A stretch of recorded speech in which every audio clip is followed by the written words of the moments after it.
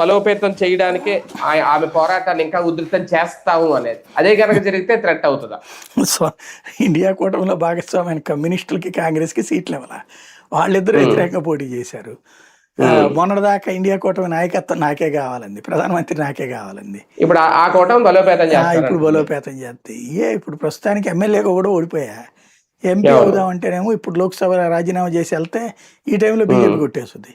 రాజ్యసభ ఎవరిదాన్ని రాజీనామా చేయిద్దామంటే ఓ సమస్య ఉంది. రాజ్యసభ ఇప్పుడు అక్కడ బీజేపీ అధికారంలో ఉన్నప్పుడు ఒకటి రాజీనామా చేశారనుకోండి బీజేపీకి వెళ్ళిపోతుంది. నలుగురు రాజీనామా చేస్తే 3 బీజేపీకి, 1 వీళ్ళకి వస్తాయి.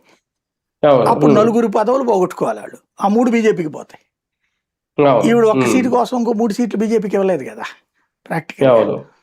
అందుకోసం ఏం చేయాలి అర్థం కాక కొత్త ట్రెండ్ ఎంచుకుంది అనమాట అంతే.